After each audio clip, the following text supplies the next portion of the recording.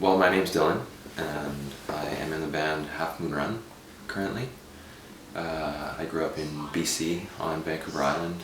Um, been a musician all my life, but I've been in two bands ever in my life.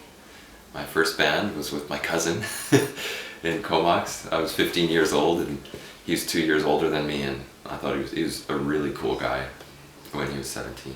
Well, he still is a very cool guy, but he had a band, funk band called Mixmaster Boom Baxter and the Funky Bunch. Okay.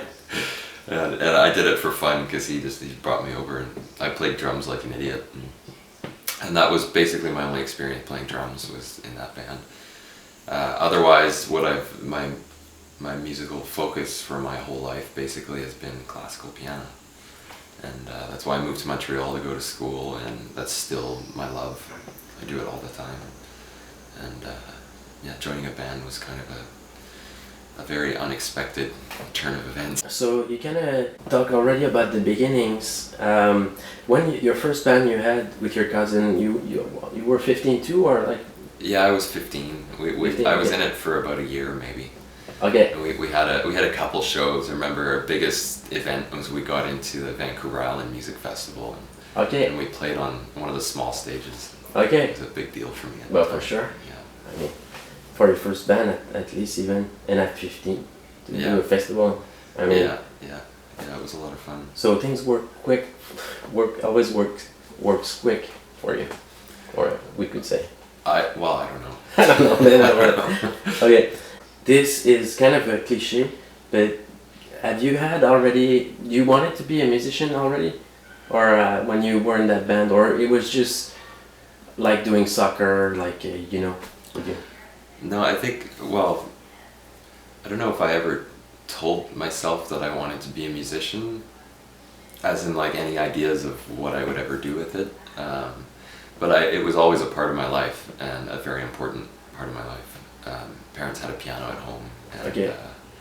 I didn't start, I took lessons when I was, I think, between the age of 6 and 7, or 7 and 8 or something. And I didn't like it back then. I didn't like it. I loved playing the piano all the time. I loved digging out old books and trying to play through them even though I couldn't. And I just loved playing the piano. But lessons I had trouble with at a young age. It wasn't until I moved, because I lived in Richmond, suburb of Vancouver, until I was 11, and then I moved to the Comox Valley on Vancouver Island, which is a very artsy community, lots of musical theater, lots of artsy events going on, like big hippie population there. Okay. And I met a very excellent piano teacher who kind of re-inspired me to get back into lessons again when I was, I think, 14 or something. And so that kind of got me really interested in studying it more, getting more involved, but I didn't really have an idea of making it a career by any means. Not already, or Definitely not. Even when, like, I went to university to study classical piano, but when I applied for university, I applied to a bunch of universities in engineering. I wanted to study engineering. okay. But for fun, my teacher said, why don't you just try auditioning to one school? You know, go to UVic. It's just like, Victoria's 3 hours away. Just go do the audition, just for the experience, you know, see what it's like. And that ended up changing everything, because I was pretty strapped for cash at the time, and they offered me a full scholarship. So I was Really? kind of like, okay, well, I didn't get a scholarship for engineering, and I got a scholarship for music. So That means they pay for your. they paid for tuition and everything. Really? Whoa. Which was amazing for me, because I had no idea. Like, I hadn't really studied piano with a teacher that seriously, and to get into this school was pretty exciting for me. So that's how I ended up studying it Okay. much more So seriously. it's a small thing that kind of turned you there. You could have gone to engineering. Yeah, I think I for sure would have been I would have been a musician my whole life, because I loved it too much to ever stop doing it. It was just one of these kind of, it was like, I don't know what you call it, like it was just a chance event that Yeah, kind of sure. made me study it more. So at the time, maybe when you started university in BC, or Yeah. okay. Yeah, in Victoria. So you did the bachelor. I did my bachelor's in Victoria, and then I moved to. Well, actually, and I was doing a couple summer camps, and one my teacher was telling me about the time was Orford, which Yeah, is sure. not too far away. He said it's one of the best music camps in the country. And so, Really? So I went to Orford, and I met some people, a lot of Montreal musicians, and I also did the Toronto Summer Music Festival, Okay. or Toronto Summer Music Academy, or Okay. something. And, Classical music. yeah, it was classical music, and that's where I met Andre Laplante, who became I had incredible master classes with him, and I decided that I wanted to study music with this person. Okay. That's what brought me to Montreal. So when you went into music, at first it was into classical training academics. Yeah. So at the time you were getting more involved into music and you decided probably that's going to be your life, or not that after you started university, was it more a plan for you, like I'm going to go into this whatever what? I think it's certainly like the thought crosses your mind, because it's hard not to think about that when you're in school. Like, okay, what is this going to lead to? It's like, okay, you finish high school, you go to university, and then you get a job, and then you have a life. It's kind of that's the standard way of thinking about it. But for me, I didn't really. I obviously did like it. The thought crossed my mind, but I was more interested in just the how incredible it was to be in a music school in this incredible institution with access to pianos, like so many people playing music. You can join groups. Like I joined a choir that toured in China, and like we got to, like, there were weekly concerts, and I went and saw every concert at the school just to see what everybody else was up to, and just the chance to work with all these people and see what everybody was doing, and to study music was just very exciting for me. I just wanted to learn while I was there. Without much of an idea of what I was going to do after. I just wanted to take in as much as I could. Okay. Which I think ultimately is more valuable than going to school with the sole aim of trying to make it work to get a career. Because I think if that's your idea about music, I don't think it's going to take you very far. Okay. Maybe. I don't know. No, I see, Maybe I see. it does, but it's certainly more enjoyable to play music for the sake of enjoying music. So for the music first, and whatever happens. I think so. Okay. Would you say you had a fast evolution, or in your own training with the classical, or you had to struggle? Every step was hard. Oh no! I mean, certainly you have to work hard. I think I had somewhat of a natural talent, because I was able to just sit down and start playing without too much training as a kid, and so I learned a lot on my own just playing whatever books. But I still, by the time I got to university, I was way behind everybody else. There were a lot of people in first year who'd been trained from a very young age, who had already won all these competitions and done all these things, and I was in there, and I had struggled to play a Chopin nocturne. That was one of my audition pieces, and so I just barely passed my grade 10 exam in piano. And so when I got into the school, it was kind of like, okay, I got a lot of work to do. Okay. I had to work really hard to start getting on the same level as all the other pianists there. Okay, that started really young in competitions and. Yeah. Okay. Because it was a classical training you had, would you say even though you had fantasies of becoming a rock star, like to get to a stage where just the cliche that the media follows. Are you asking if I did have fantasies? Yeah, just even if you weren't to piano, maybe it's a different angle. No, I don't think I really did, actually. Oh. I mean, I would see sometimes there would be posters on the wall about such and such international competition, or about this competition or this thing, and sometimes I thought, oh, maybe one day I'll be able to join one of these, or maybe go do one of these competitions or something. But it was not like an obsession. No. Yeah, okay.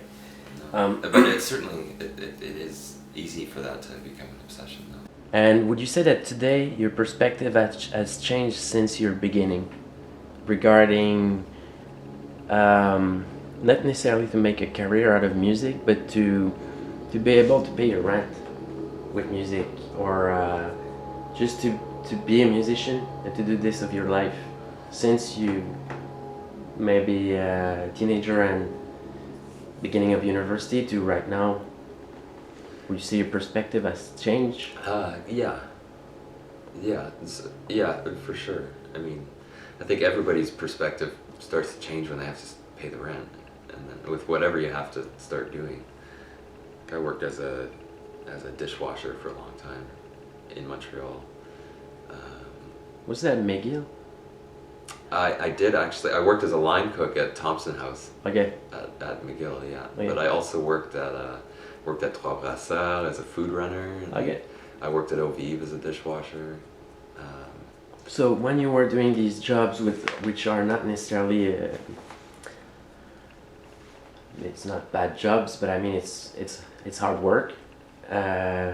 Was that a motivation for you to to quit this job to focus on music? It actually, yeah, it was.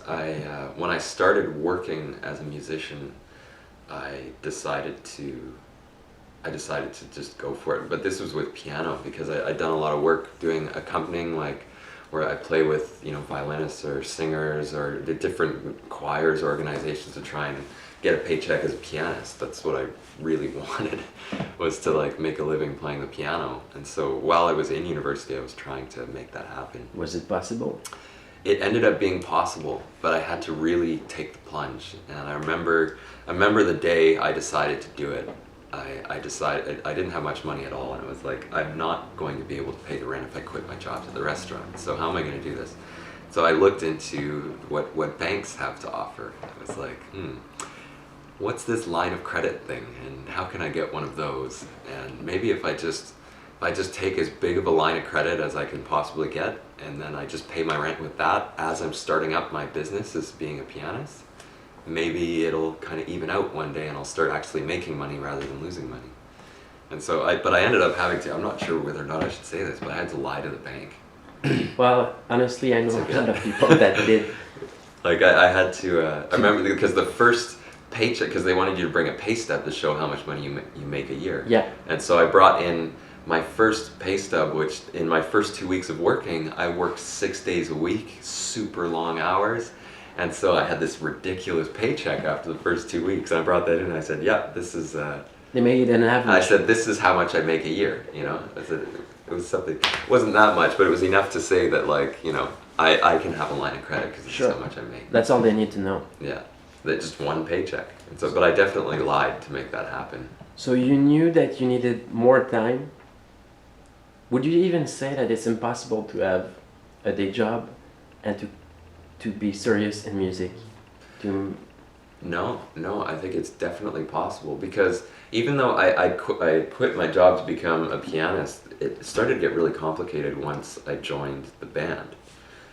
Because now in the band, it started taking up a lot of time. A lot of time, and there were a lot of commitments with the band that had to take priority. And it became very hard to maintain all my other musical jobs that I was doing as well. I became increasingly just unavailable for stuff, whereas before I'd had a yes policy to everything, where anybody would want to hire me for something, and whether or not I could do it, I would just say yes and figure it out after. But when the band started becoming really serious, I didn't have much time to work as a pianist anymore. So I actually ended up getting back into working in restaurants because of the band, because I needed to make money. And Half Moon Run, you're talking about Half Moon Run. Yeah. It took more time. It took a lot of time, yeah. You had to quit everything else. And so I had to kind of, well, it wasn't quitting, it's just that I started not having, because I was working as a pianist, you need to work fairly frequently and you need to be available all the time. And networking. Yeah, and all that sort of stuff, and I just wasn't available as much, so I started making less and less, and then I started to need to pay my rent again. So you came back to work. I went back to work in a restaurant. Oh yeah. And I ended up doing that to, I remember recording Dark Eyes was for all of us some of the most difficult times of our lives, because economically, yeah, financially speaking, it was right down to the wire, because we spent about 6 months recording that album. The last 4 or 5 months of which were spent in Montreal, doing it in a studio here. And we were redoing a lot of songs. It was a lot of like, we have to make this work. We don't know how. Let's just keep going at it.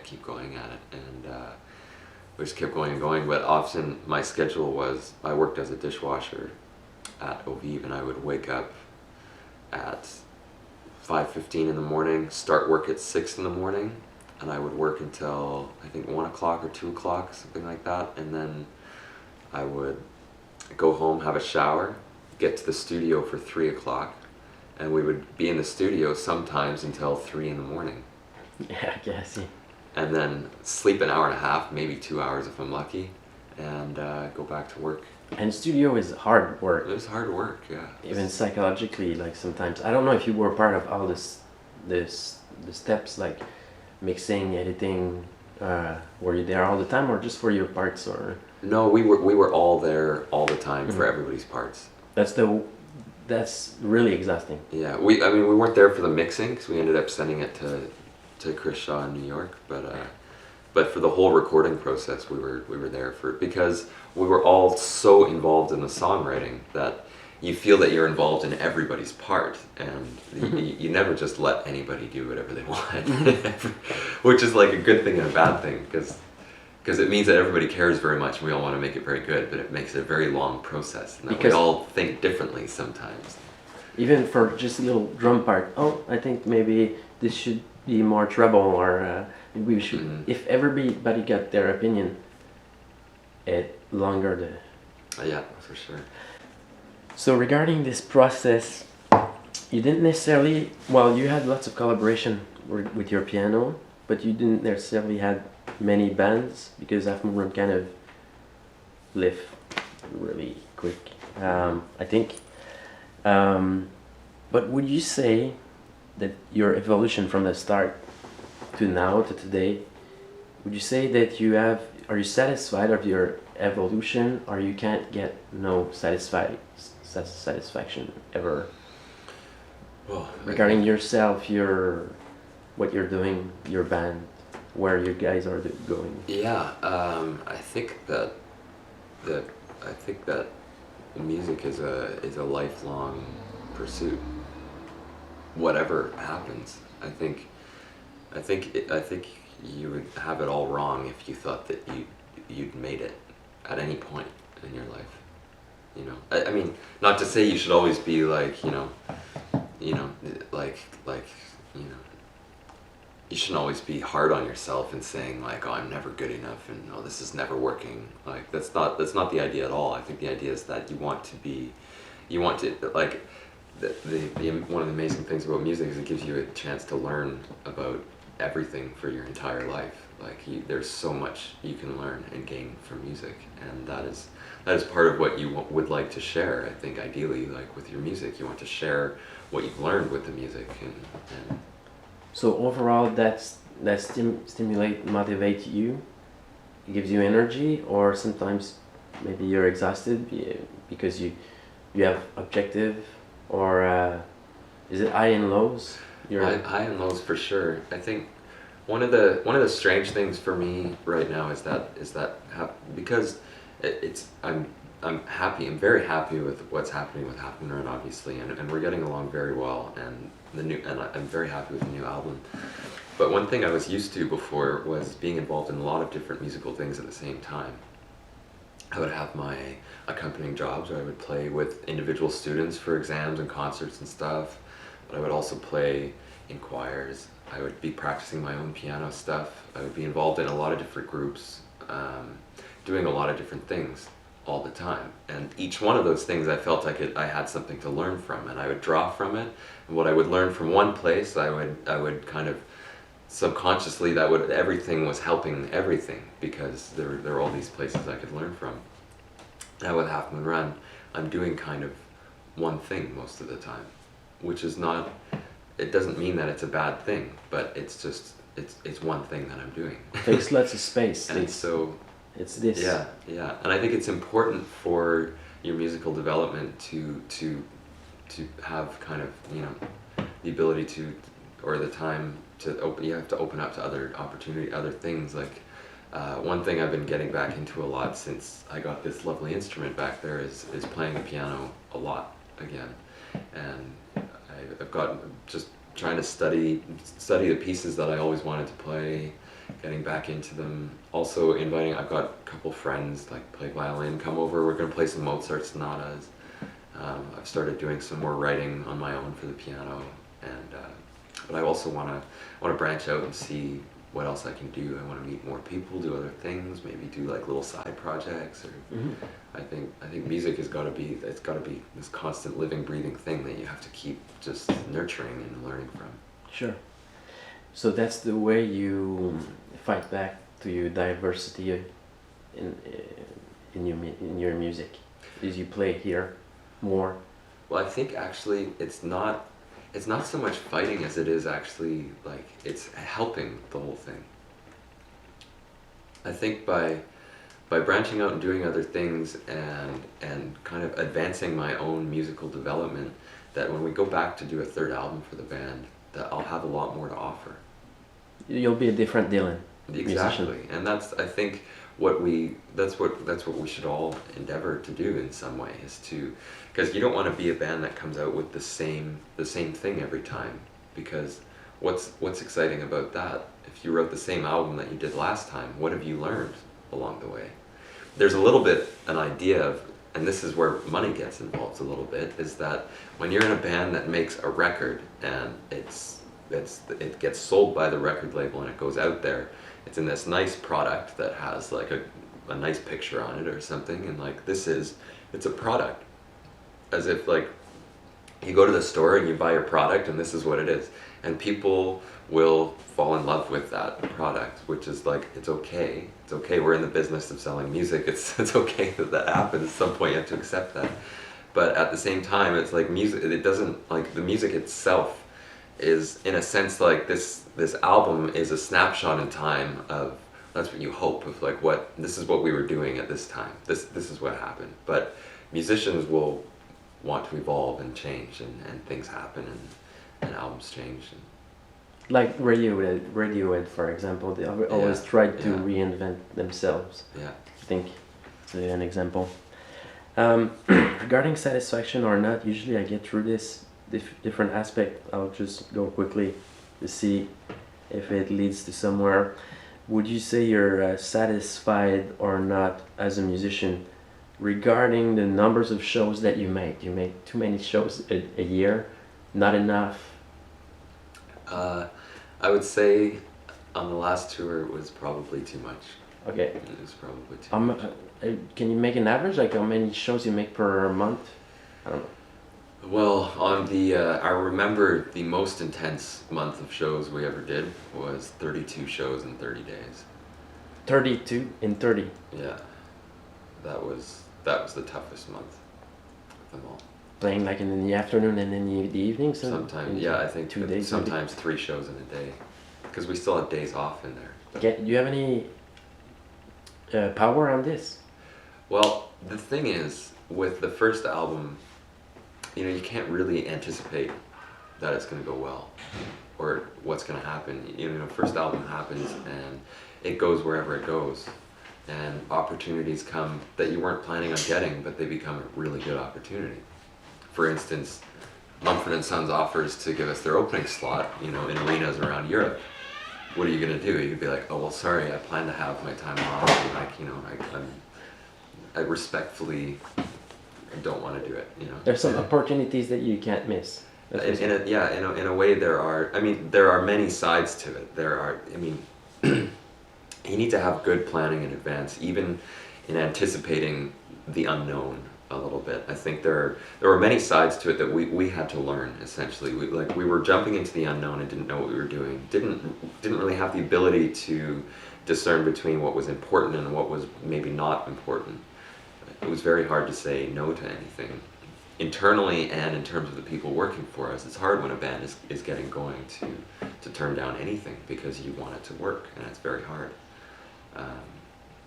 But I think we have learned a lot since the last album, and I think we just our own understanding of things is a lot, or I think I'm learning to trust my instincts a lot more now, and to take things a little easier.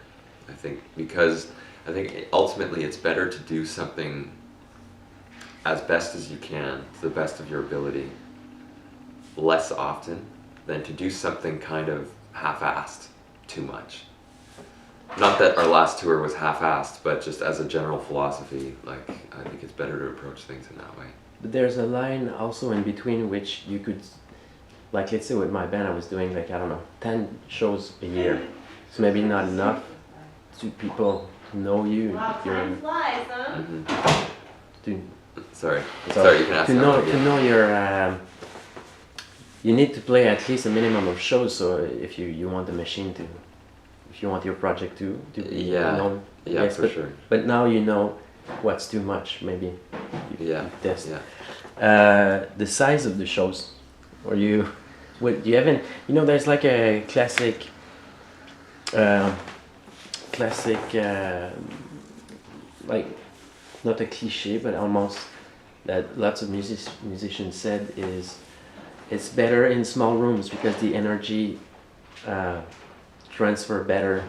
I don't know. You got a direct contact with the crowd. Yeah. But also the huge festival, you must have an interest in the energy too. I don't know what you think. What do you think about the size of the shows?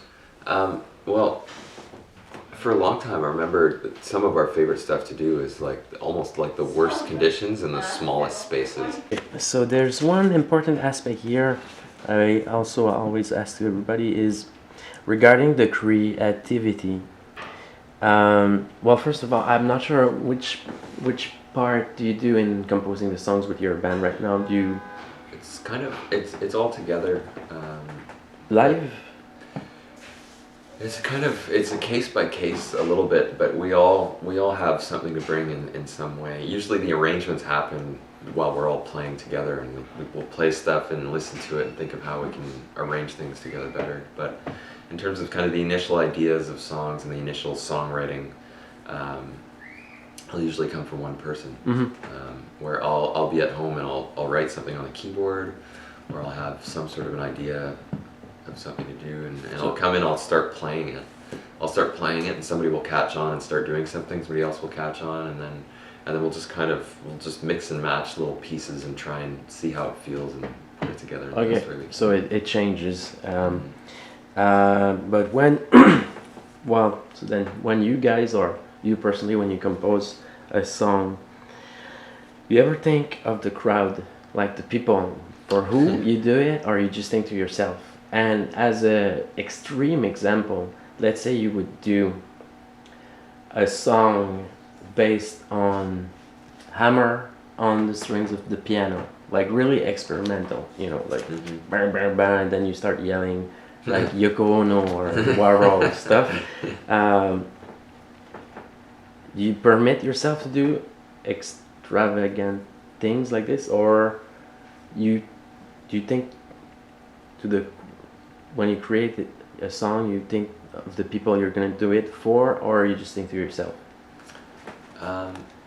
Well, I think in the beginning, for sure, we were just doing it for us. When we were playing in the jam space, like our only goal, without even realizing it was our goal, was to make the most exciting music we could, for the purpose of enjoying it the most while we were doing it, which was very exciting. Like when you play through a song and you finish the song and everybody looks at each other with this huge smile on their face, and it's like, okay, let's do it again. Let's do it again. And you just want to play things over and over again because it just feels so amazing. I think like that feeling that we have in that moment is something that may be part of the reason why people did like the music as well. Because when you have the feeling of just loving something so much and feeling so like just that something really special is happening, that you hope that communicates to a crowd as well. Without thinking about the crowd, you hope it communicates to them. But certainly after playing 400 shows and writing another album, it's hard not to think about the crowd. For sure that it's going to be a part of it, because you imagine things as they would be on a stage. And and then you have to kind of you then start having the debate with yourself and with the band members of like, well, what are we trying to do here? What is really going on? And sometimes you want to write songs that are faster. You imagine them being like, oh, this is more dancier. It's gonna work better live. Like the question definitely crosses your mind. Though we did make a conscious effort to forget about all of that. Because we saw it as kind of invading our creative space a little bit. Where Recently, you mean? I think on the last album, like the most recent album we did, the songwriting phase, where like in last fall, we did struggle with keeping outside influences outside the door, because that was, I mean, in reflecting on how we wrote the first album, that was part of the reason why the first album worked so well, I think, is because we were in there working with each other and doing what we really wanted to do. And what we really want to do happens to not be like strange, like hammered experimental stuff. Like, I do like that kind of music as well, but I don't necessarily enjoy writing it so much. So the music that we enjoy writing happens to be something that seems to have somewhat of an appeal to other people as well. Yeah, I think a lot of people, in fact. All right. When I was struggling with my band, you know, trying to make it, which was probably as a bad angle to have with music. You should, as a bit you kind of said before, you can't. It's better not to focus on trying to make a career out of it. But still, there was stuff trying to do. You need to work to do different aspect of music and to reach your goals, which is probably to communicate to more people, to quit your day job, whatever. So I had some analysis regarding what I think you need to achieve this, or to get wiser and to do your musical project better. You needed 5 things. Okay, it sounds cheesy, but we'll see if something comes out of it. You needed talent and charisma, because music is kind of a seduction game. You mean charisma with the music itself? Because Well, I don't feel very charismatic. No, but all aspect, like, well, the band as a whole and the music plays together, like it's as a show. Anyways, I think charisma at large. Yeah. I think there's a seduction part. Even if it's just your head banging, it could be yeah. charisma. Okay, I don't know, but talent, determination. Because some people sometimes, if you want this thing to work in 2 years, you need to be patient and to be determined where to go. Historical context, because sometimes, like right now, in the past 10 years, lots of folk music has been rise up by the media. Mm-hmm. Some kind of a trend, we could say. So you need to be making music that people like in this specific time. I think the historical context plays. But wouldn't you do that naturally anyway? You can't get outside of any historical context no matter what you do, unless you're trying not to do that, or you grew up in a bubble or in the forest somewhere. True. You know? But let's say, for example, you can. It's impossible to be completely out. But let's say what you like is straight classic blues. But nobody almost ever gets big out of blues. Yeah, Well, but maybe, you know, if you like just doing classic blues and you did just classic blues, that you might feel the most, if you took that to, if you were uncompromising in your pursuit of doing classic blues, like, don't you think that would be rewarding in itself to, you know, but even if sometimes nobody ever came to one show, Yeah. if you got all the enjoyment in the world. is it enough? You think? Well, to- I think the main evil here is the need for money.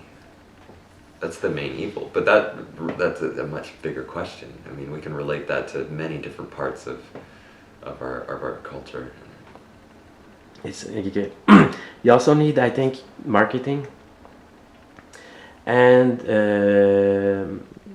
the attention médiatique, the media coverage. Yeah, yeah. And I think the marketing and distribution comes from record label. Sometimes people do it DIY, but I don't know if it's, some people did it. I guess it's possible, but I think you need this. If you do it yourself, it's gonna be a lot of work, but it could be a record label, so that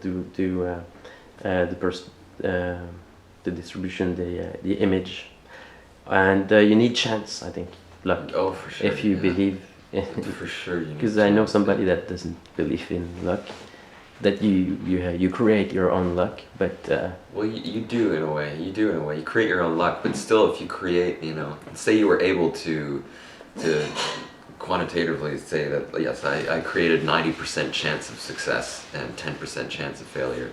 You create that luck, but you still could get that 10%. Sure. It could still not work out. Okay. Anyways, that was just trying to see the phenomenon of success as I think what it takes. But would you say, if we use the word success, which is, again, I think it's too big of a word. I still don't accept it. But let's say achieving your own objective, even if you're the blues, classical blues, and you just want to play it, make shows. That's it. That's maybe success to you. But in all this wide perspective, do you care about success of any kind, or you're more focused on this satisfaction that comes from art, the art of music, pure? It's hard to know what the pure art of music is, I guess. But just art for itself, like I'm making music, I don't care what's the consequences.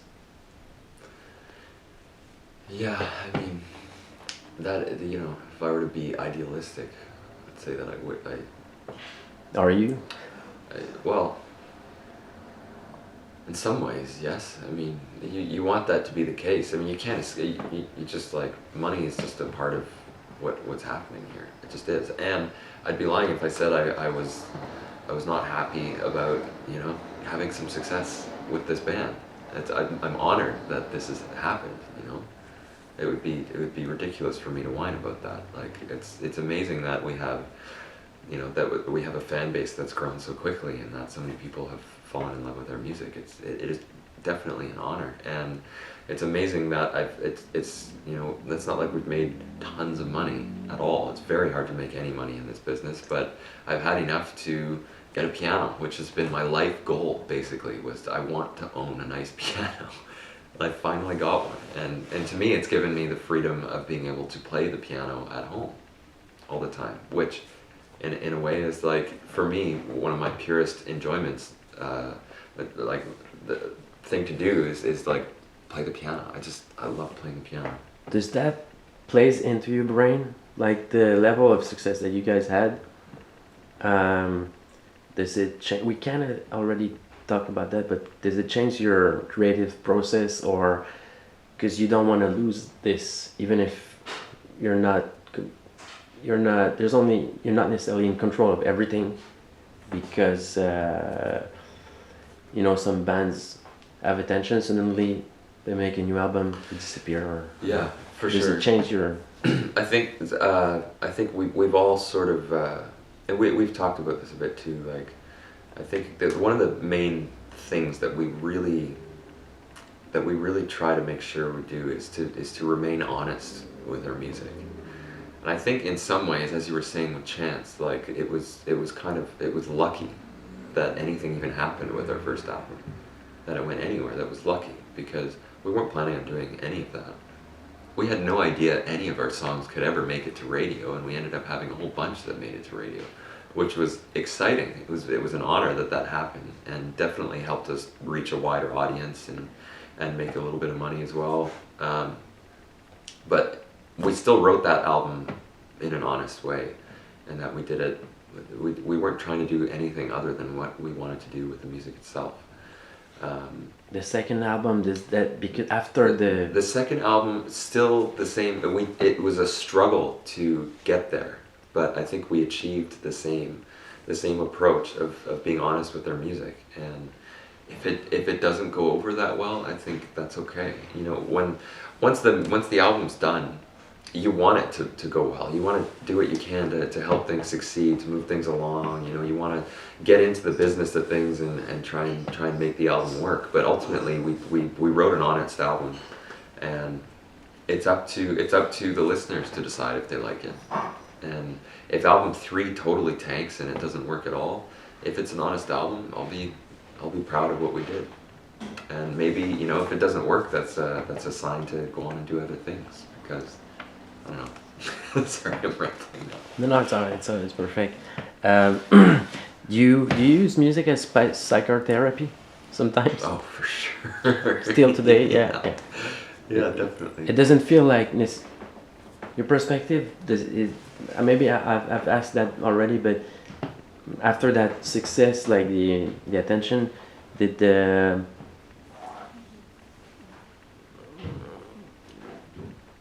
your perspective change? Probably. I guess it's the way you were making music. I guess. Yeah, my perspective has changed. Okay, I'll just be quitting some parts here. Sorry. Okay.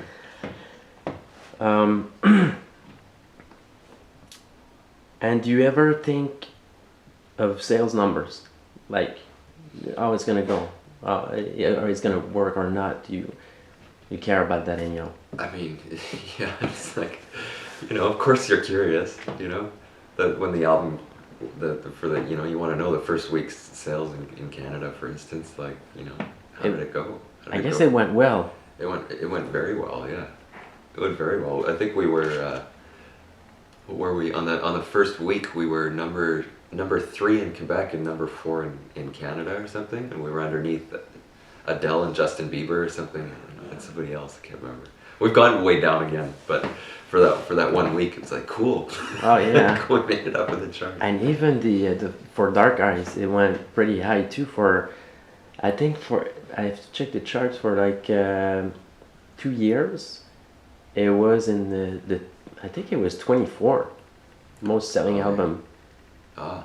And I think I don't remember the I number. can't remember, but it's been nice to see. One thing that I think is a good sign with looking at those numbers every week is when you see that we're selling kind of, Dark Eyes keeps selling a kind of consistent amount every week, which to me it's like, it's crazy, because it's like, hasn't everybody gotten it already who wants to get it? Like, especially in Quebec, where it's like, you know, I'm sure a lot of people have the album already. Like. So lots of word of mouth, people still. Yeah, but I think what it's a good sign is that, like, I think ultimately, you know, you hope that your music isn't just a trend or a fad in the moment, that it's something that you yourself would want to listen to for decades. And I think when you see that album sales are kind of consistent every week, you kind of gives you hope, you know. That you've achieved that. Maybe.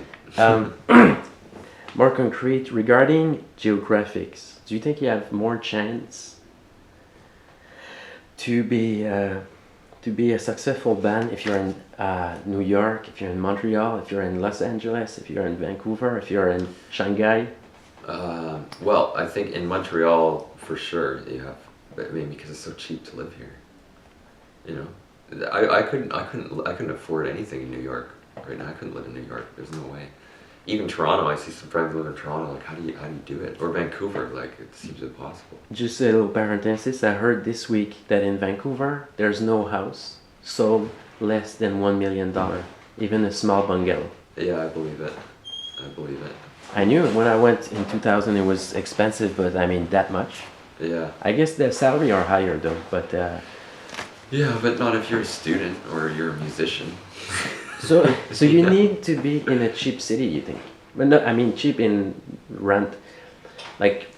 Well, I think you want to be in a situation that provides you the most freedom to do something that doesn't make any money for a long time, or maybe ever. You know, like I was able to work as a dishwasher 2, maybe 3 days a week. You know. And still pay your rent. And still pay my rent just fine, and still have lots of time to play music and go to shows, and like provided a lot of freedom. Maybe the other thing is that with that freedom, then the question is, well, what does the city have to offer for you to do with that free time? And Montreal obviously has so much that's going on, and I've wondered sometimes if it's because of the cold, because in the winter it's like you're not going to go outside or go to the beach or like go on long walks or something. Maybe you do, but in the cold you just want to stay inside.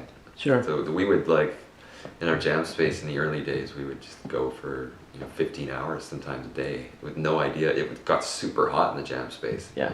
Like, we would hide inside when it was freezing outside. Just Right wanna do here, I music guess. the whole time. You're talking about the Yeah, we jam were space. at the Torn Curtain. Yeah. Yeah. Okay.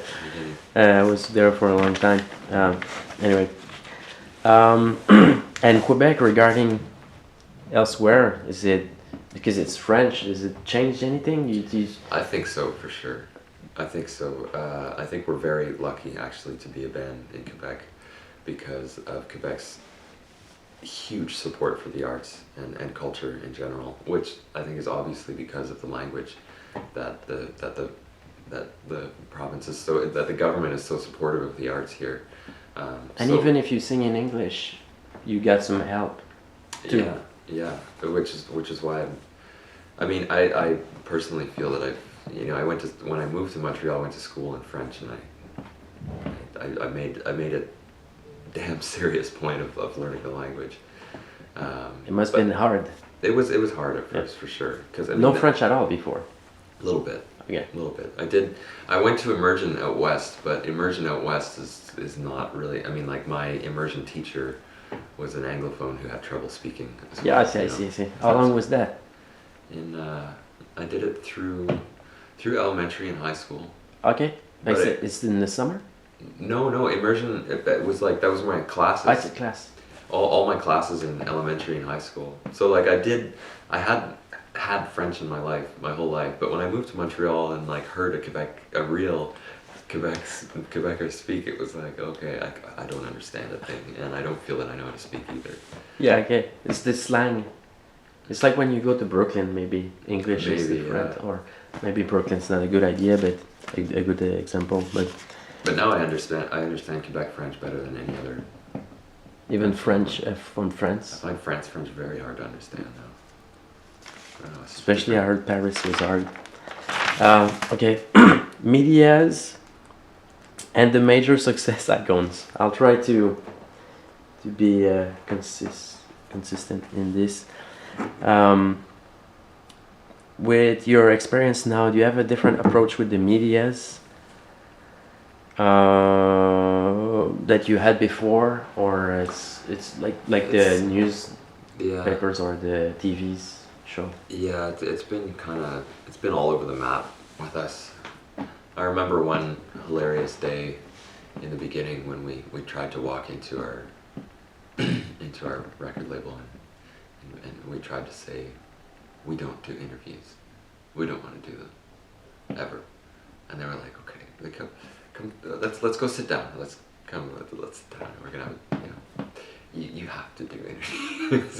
That's the record label. That's it. Yeah, well, our record label management was kind of the same thing back then, but just basically we learned that you have to be involved with this stuff. There are some of our heroes at that time were like Godspeed and Portishead. For us, it was like the way they run things. For us, was like, well, we want to do that, but we ended up just getting into it. And I think part of it is that we're all quite shy and soft-spoken when it comes to social situations, but a lot of us are very uncomfortable. But we've had to learn how to be more comfortable. Did you have bad experience regarding interviews or press or? Not necessarily bad, just I think sometimes when it happens too much that you feel that it's taking away a piece of yourself a bit. That I think you just have to learn to strike a balance between what you show and what you keep for yourself. Because especially as somebody like myself who prefers to be alone most of the time, that to be in an environment where I'm in a band that's on stage all the time, meeting people all the time, people everywhere, and then interviews all the time, it's like that's giving too much of myself away. And I think you have to find the right balance. You don't want to be an asshole about it. You don't want to be like, I never do anything, maybe that's like, some people do that, and I absolutely respect that. Yes, they their do. choice. Well, first, thanks a lot for Of course. accepting me. Do you think that the media is always focused on the same 1% of band? It says 1% is the symbolic, Yeah. and there's not, and copycats of bands, like the one that, let's say, Rolling Stone, and then the one that sounded like Rolling Stone, and then Nirvana, the one that sounded like Nirvana, or you think, you think they should be more curious? Because I think maybe people are more curious than the media give them. Well, for sure. I can't remember who I was talking to about this, but people were talking about, who chose what music went on the radio back in, like, the 70s and the 80s or something. It was like, like people back then had a lot more power to decide what people were gonna listen to and enjoy. And often people got into music because it's what they heard on the radio, and that was like, you might hear something new, and well, that just is going to be what if it's good and it gets on the radio, like, you get into it. It could be completely different than anything else you've heard. But these days it feels a little bit like there's becoming kind of a formula of what you would expect is going to have some amount of imminent success, or that's going to kind of go over well, or that functions well for radio. And that idea has always baffled me, the whole, like, function well for radio. Like, there are some songs that get out there that have nothing to do with the formula, whatever that formula is. But there's some songs that get on the radio that have nothing to do with it, and they catch well and people love it. I think Adele's a good example of that. Adele, yeah. That it's like, smash hit success, like, and with that, those kind of that kind of music. Maybe it doesn't fit into the whatever formula, but you're going to get a lot of pressure if you're in a band that has had music on the radio and you're trying to do another album, and then obviously you can't escape the idea, well, that's what worked on the last one, we want it to work again, we want to do the best we can to make it work, so it would be great if stuff would work for the radio. And then all of a sudden the formula's in the picture where you didn't want to think about it at all. Does it come as a pressure from, I don't know, maybe the record label, or it's just something that's there, but nobody's really responsible, it's just after you had some... Exactly, it's just somehow this omnipotent presence just starts to fill the room wherever you go, where this idea of success that you're talking about or something, like, it just seems to, like, permeate through all the pores and the walls and stuff, and gets into your brain, and it's like a virus or something. As a pressure. Yeah, it's a pressure that, like, it's like ultimately you have to learn to deal with it yourself, and you can't hold anybody accountable except yourself for that sort of a feeling. But certainly that feeling, you feel that it comes from the people you work with, maybe, or from the idea of radio and what they want, or those kind of things. They will seep into your mind. And, indirectly. Indirectly, yeah. Indirectly. Would you say that did you notice change of the people around you since you had the media attention, and that monster that was always in the room before you, the success, like the pressure, did people change or around you, or you mean like my friends? Friends, or I don't know. Did you? Yeah, a little bit. I think your real friends always know who you are and never really care.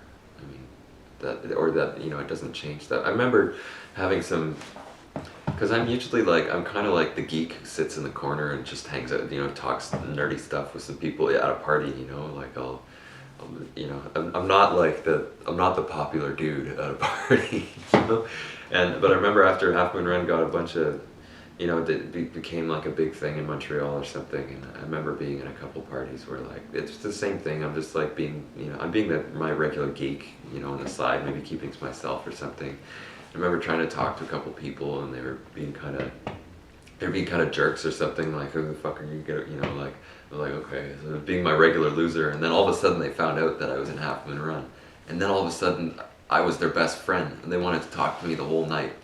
It's like, And those kind of things, I remember having a real dark struggle with that kind of a thing, because I felt that all of a sudden my life was tainted in a way by this whole idea of fame or whatever. It's like Because in Montreal, it's really huge. in Montreal, it's huge. Yeah. I'm not sure about Europe and United States. I think United States are really hard to. Yeah, U.S. is tough. We're not anywhere like U.S. is. We're gonna have to do some work in the U.S. In Europe, what's the size of the? Like you just went back from Europe. Yeah. The size of the show, is it like more like Casa de Popolo or more like not like Metropolis size? We will do when we're going back to Europe when are we going in March? We'll be doing some bigger stuff. In London we do we're going to do the Roundhouse, which is 3,000 capacity. So we do pretty well, not as well as Montreal obviously, but we do pretty well in Europe. Okay. And not very well in the States. But the States is something different. I think you're working on that this winter, maybe trying to make more shows than before. Yeah, we're gonna because it's always been that thing in the past where like where you're doing pretty well somewhere else, you want to keep going back there, because you know you can afford to do the tours and you can support yourself and stuff. But whereas going to the States is like, okay, let's go back to the van, let's go back, let's strip down everything. We're gonna play some small shows and we're gonna work hard again. It's not like that in Canada. I've seen that all the shows in Canada are sold out. Yeah. It's crazy.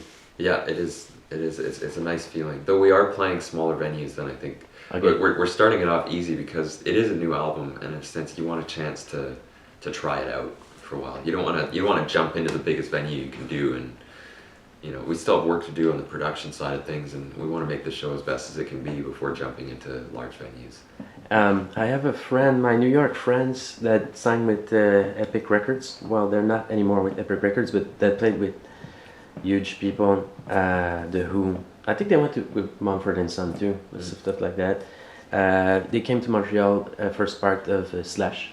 Cool. They went on tour with Robert Plant. I mean, name it. It's just incredible. I don't know how they do it, but they told me that in Europe, I've seen some videos of them in their tour bus. They were jamming in their tour bus, doing the festival and stuff like that. I was so impressed. I'm like, are they making that much money? And when I saw them in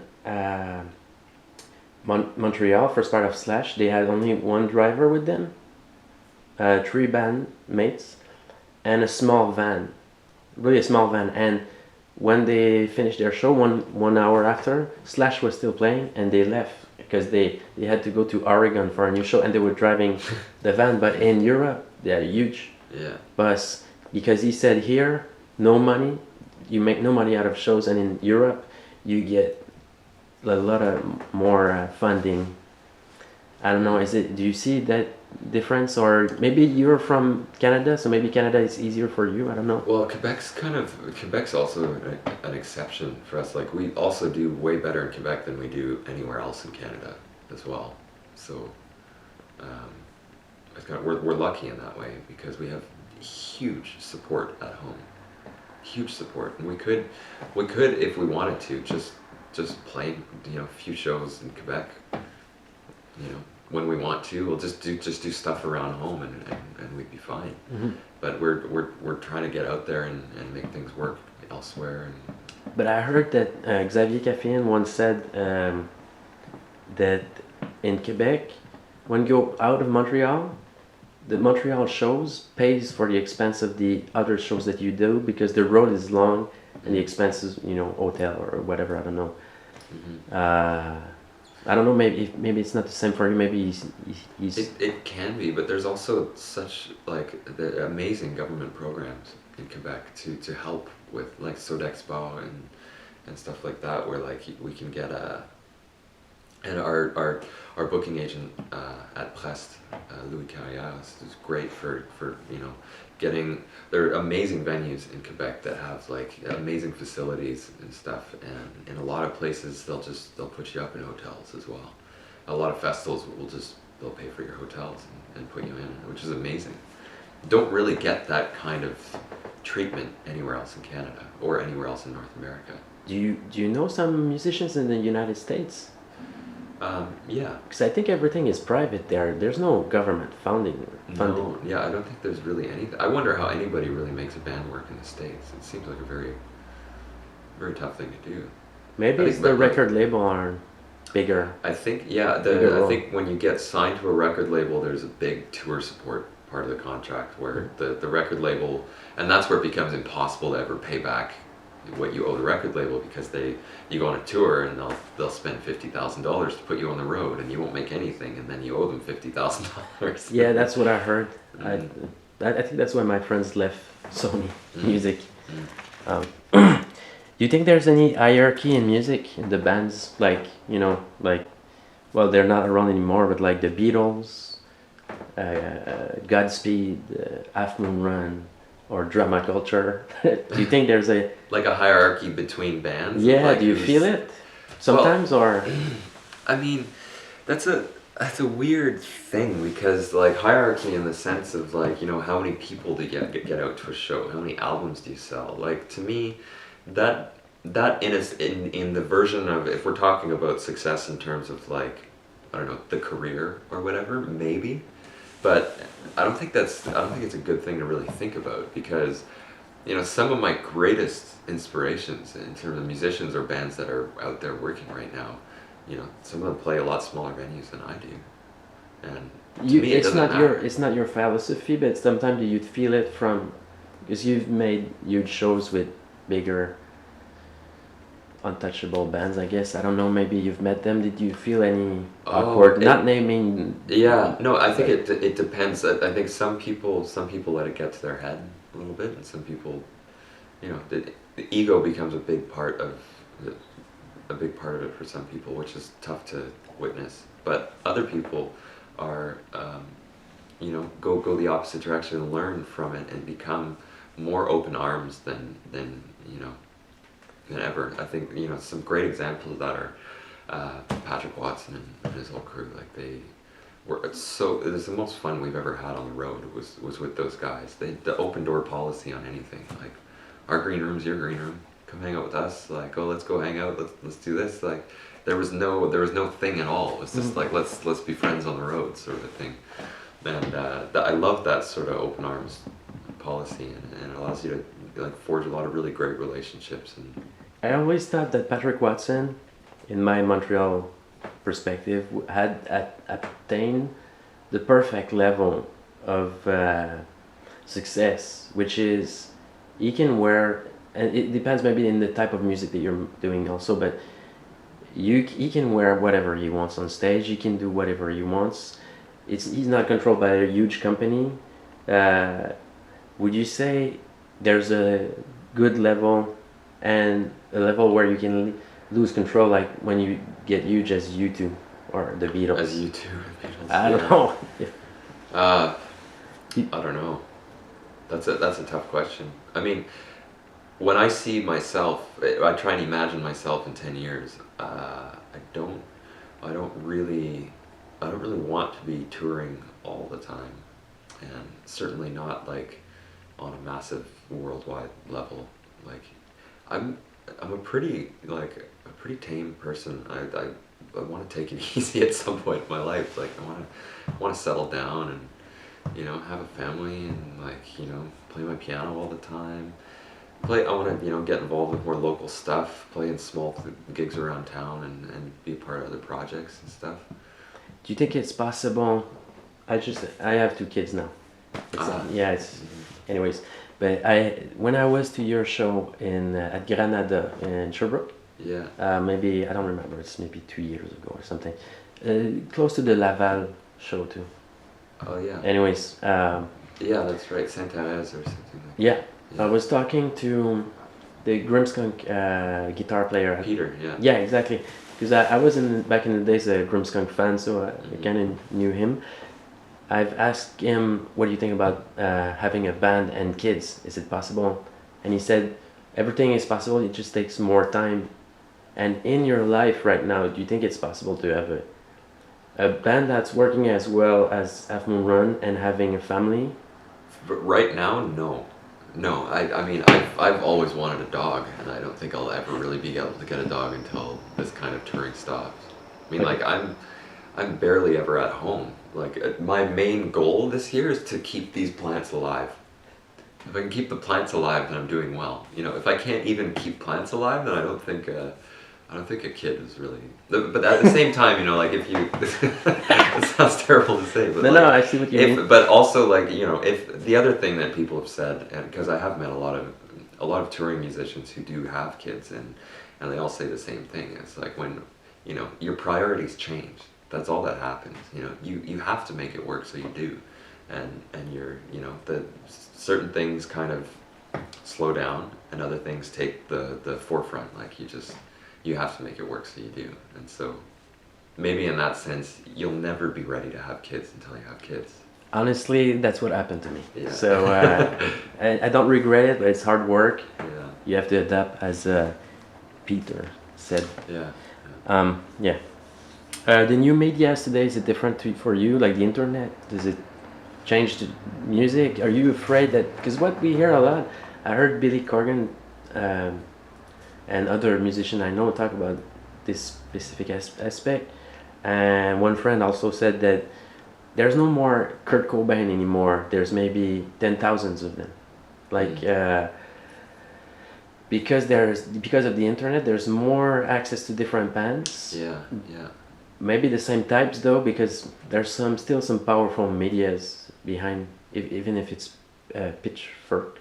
Yeah. Pitchfork. Anyways, do you think it's harder now to stay successful long To term? stay successful. Well, there are probably many sides to that. Probably yes. Probably because there are.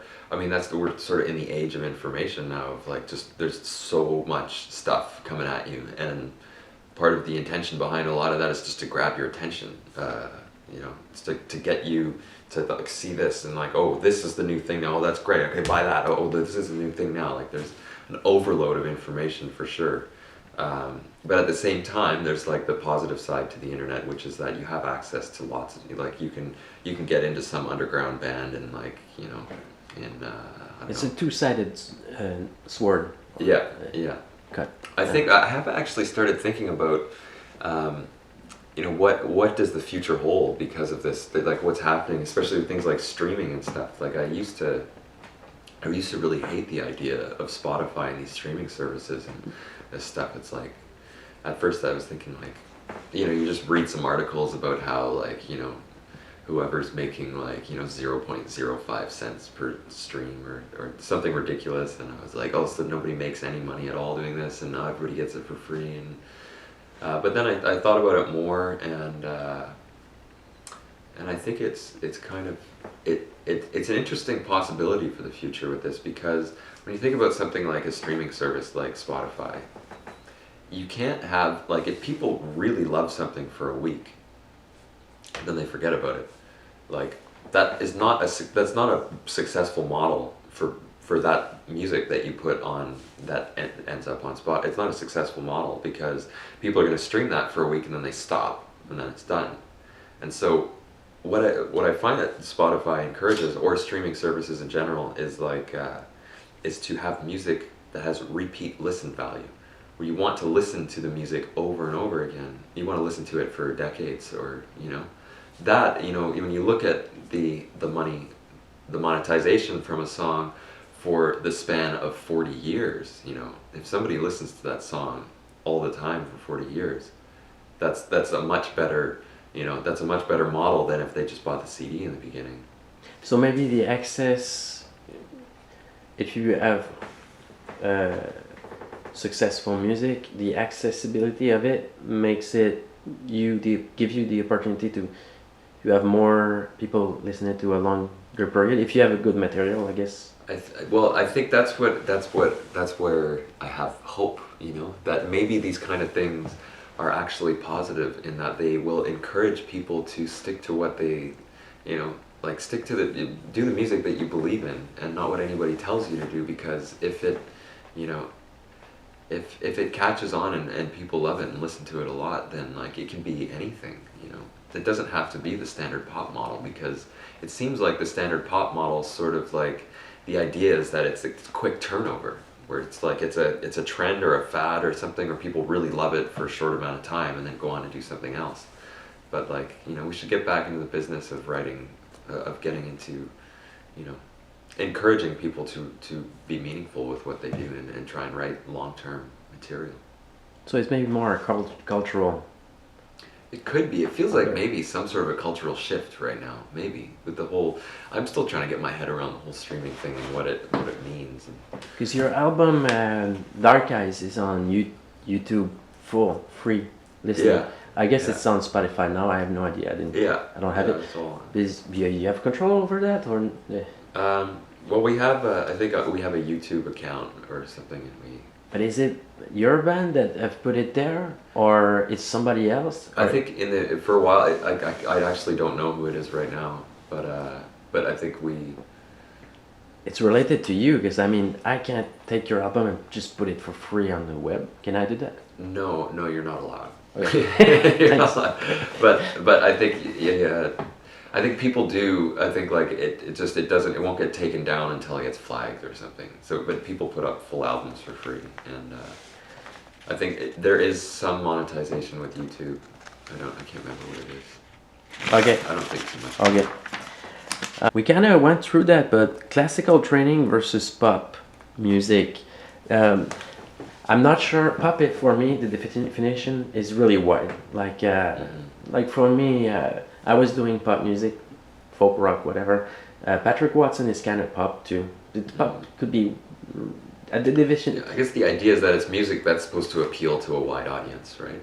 I think Something popular. like that. I guess I don't know if it's come from Warhol but to you, classical training and being in a rock band or more mainstream band, is it different to you? Yeah, I mean, I guess I remember a lot of what especially my teacher, André Laplante, taught me about music and just about how to kind of integrate your entire life into the music you do and stuff, and a lot of the things he taught me were that, like, how can I say it? It's like I remember when I told him that I had to drop out of school to be in a band. Like that's what I was doing. You were still at the conservatoire. Yeah, I was doing an extra year in a 5e cycle, and Master level. it was after that, the diplôme d'artiste, or there was some extra 5e cycle level or whatever, and because I wanted to I didn't care about whatever the certificate was, I just wanted another year with André, and I remember when I left, he was saying that, you know, music is music, and we're all essentially after the same thing here, you know, and I thought about that, and it was kind of in line with a lot of the stuff he taught me, where you know, music is music. Whatever a band represents in your mind, or whatever, you know, being a classical musician represents, or being a jazz artist or a blues artist, or whatever this stuff is, it's like, ultimately, we're all talking about the same thing here, you know? And like, to go from one thing to another, I think is actually very beneficial, because it gives you a chance to learn or think about things in a different way, which was very valuable for me. I had some chance to study jazz a bit in school, and which I very much appreciated, to do different kinds of things, but joining a band was kind of a totally different way of thinking about this whole world. But ultimately, like, you know, I'm in it for the music. I'm not in it to be in a band. The band is kind of this funny thing, this funny cultural thing, where like people get together in bars and drink, and like go and drink on stage and play music, and like it's like this party culture sort of a thing. It's funny that this division has happened, where like bands represent the party culture a little bit, and classical music represents the academic culture or something. Like, it's all music to me. Mm-hmm. Like, you know. Are you still in touch with your teacher, Mr. Laplante? I think? No, André Laplante. Okay. I haven't. I've actually been. It's been on my mind for quite a while that I really need to. Because I guess he heard about you. I know he has. My parents and, had, you know. I've heard some of the things he said through interviews he's done. You know, Regarding he's your band? mentioned. I know he mentioned me once in an interview, which I didn't hear, but a friend of mine said, "Oh yeah, Andre was talking about you in an interview." And I was like, "Oh, I need to call this guy. I need to call him. I need to call him." I've been nervous because he's been like my greatest teacher. You know, well, he taught me. Basically, he gave me the understanding and the tools I needed to basically continue to teach myself for the rest of my life. Is it like in I don't know if it comes from the Middle Age, but like master and apprenti relation, like it's like almost he gives you a philosophy that you follow, shapes you for the rest of your. A little bit. I think he helped me kind of develop my own ways of thinking about, he helped me learn to trust my own judgment, my own ability to learn and to teach myself, critical thinking, and also, learning to how to hear things in a way that just relates to everything. I remember him talking about, when you're playing the piano, just when you think about there's like the relationship between the heart and the mind while you're playing and with your whole body and everything, and to try and connect all that and find your center while you're playing, and he always talked about following the movement. And it's like if you can focus all that stuff, the physical, emotional, technical, like the mind, the heart, all this stuff, you focus that all into one infinitesimally small point, and then you draw, and then when you're playing music, it's like you're drawing a thread. You keep on that point, and it's like this incredible amount of focus, but you're present in everything you do. And just to me, it was so enlightening to me to learn how to be in music in that way, and think about things in that way, because then it relates to everything. Then I'm not just playing the piano, I'm not just playing drums in a band, I'm not just listening to people do, it's not just whatever it is. It's like there's so much more to it. There's something really almost spiritual to all that. Definitely, and I always thought that music was my religion, but it's not a religion. It's like dogmatic with necessarily, it's like more like Buddhism, maybe like some more philosophy than it, but something really spiritual where Definitely. I mean, that's that feeling of like, like when I remember coming out of some lessons feeling like I had discovered God or something, where like I came out of a lesson just thinking, oh my God, it all makes sense. And I was like walking down the street with this huge smile, and I was like looking at this guy, and I was like, thank you. Because when you get that feeling, when you grasp onto it, and you get a sense of what it is, it's impossible to describe. But once it's there, it's like you're in for life. You're always going to be trying to find that thread again. I agree. I feel the same, I think. Okay. The attention, but classical music and pop music, rock and roll, whatever, the attention that you get from the media when you're in a pop band or whatever, and regarding, for example, Ode Saint-Pierre, that's now classical music, it's not at all, it's two different worlds. Even, I don't know why, I don't think it should be like that. Maybe like you kind of said before, but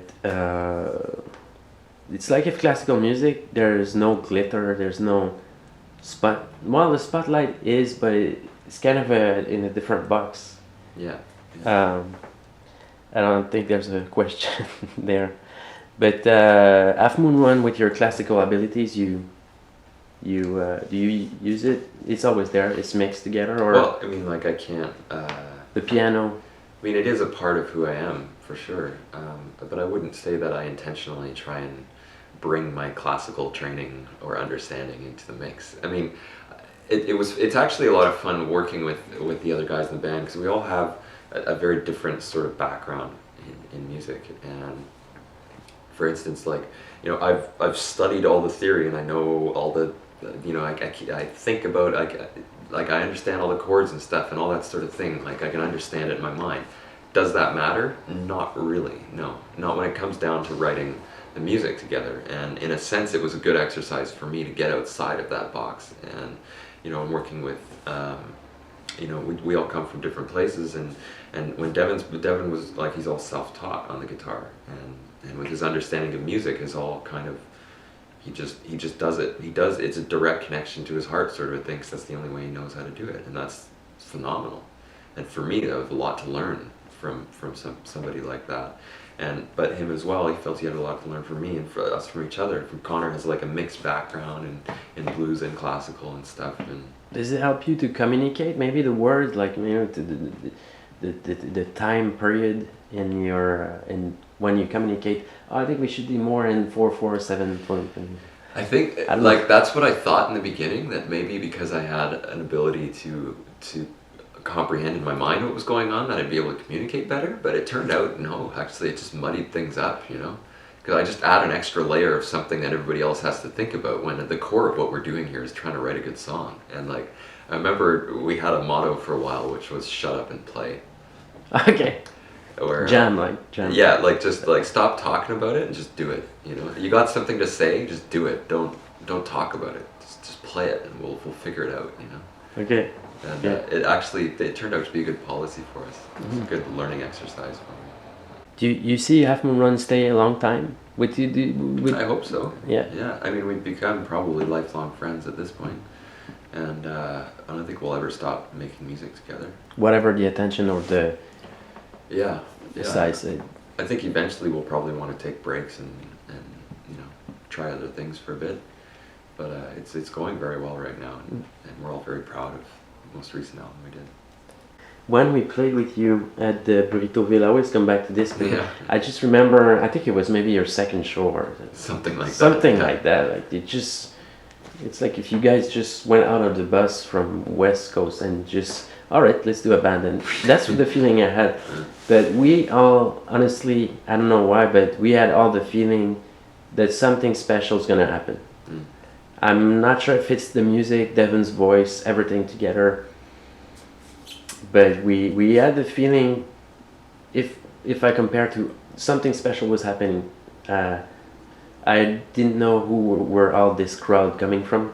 I don't know if you knew them, but Well, it was we packed, had some friends. Yeah, no, we had some friends in there for sure. But yeah, it was packed. and people were really deeply listening to every little quarter of note that you were doing. Like, this is, I think, this is to me success, when you're able to get people's attention. I've been able, sometimes I'm in a party, I just play a song, I just jam, and then suddenly everybody just shut up. I think that's Yeah. what you That have. that is a great feeling. That is a great feeling. Yeah.